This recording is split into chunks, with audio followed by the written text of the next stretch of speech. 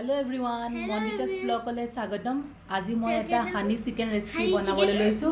কেনেকুৱা হৈছে আপোনালোকে চাব আৰু যদি ভাল লাগে লাইক কৰিব, শেয়াৰ কৰিব, কমেন্ট কৰিব আৰু যদি মোৰ চেনেলটো সাবস্ক্ৰাইব কৰা নাই আপোনালোকে সাবস্ক্ৰাইব কৰিব।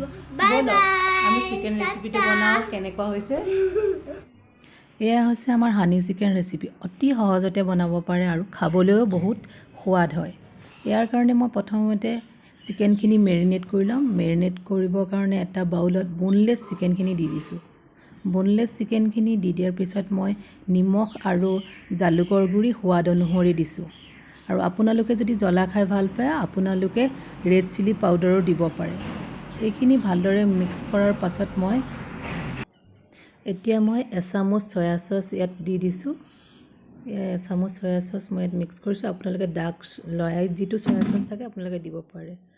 আৰু নেমু অলপ দি দিছোঁ। নেমু দিয়াৰ লগে লগে এই চিকেনখিনি বিৰাট সফ্ট হৈ যায় আৰু আপোনালোকে নেমুৰ জেগাত ভিনেগাৰো ইউজ কৰিব পাৰে। মোৰ ওচৰত ভিনেগাৰ নাছিলে কাৰণে মই নেমু ইউজ কৰিছোঁ।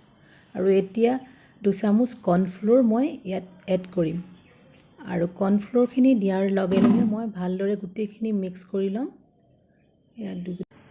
গোটেই চিকেনখিনি ভালদৰে মই মিক্স কৰি হোৱাৰ পিছত ঢাকনিখন দি 20 মিনিটৰ কাৰণে থৈ দিম। চিকেনখিনি 20 মিনিট মেৰিনেট কৰাৰ পিছত মই কেৰাহীখন পাতি তাত তেলখিনি ঢালি দিছোঁ। তেলখিনি গৰম হোৱাৰ পিছত মই ময়দা 2 চামুচ আৰু 1 চামুচ ময়দাৰ লগত মিক্স কৰি মই ডিপ ফ্ৰাই কৰি লৈছোঁ।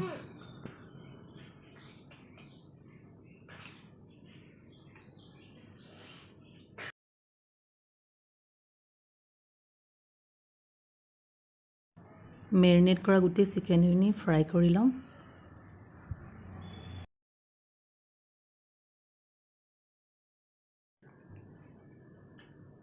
গোটেই চিকেনখিনি মোৰ ফ্ৰাই কৰি হৈ গ'ল। এতিয়া মই আকৌ গেছত পেনখন বহাই লৈছোঁ। তাতে অলপ বাটাৰ দিছোঁ। বাটাৰ দিয়াৰ পিছত আদা নহৰু পেষ্ট অকণমান মই ইয়াত দি দিছোঁ। আদা নহৰু পেষ্টখিনি দিয়াৰ পিছত মই ভালদৰে মিক্স কৰিছোঁ। ভালদৰে মিক্স কৰাৰ পিছত মই অলপ পানী দি দিছোঁ। পানী দিয়াৰ পিছত 1 চামুচ সয়া চচ দিছোঁ আৰু 1 চামুচ টমেটো চচ দিছোঁ আৰু ভালদৰে এইখিনি মিক্স কৰি লৈছোঁ। মিক্স কৰাৰ পিছত এতিয়া মই 2 চামুচ হানি দি দিছোঁ। হানিখিনি দিয়াৰ পিছত মই ভালদৰে এই গোটেইখিনি মিক্স কৰি ল'ম। মিক্স কৰি হোৱাৰ পিছত মই ফ্ৰাই কৰি থোৱা চিকেনখিনি মই ইয়াত দি দিম।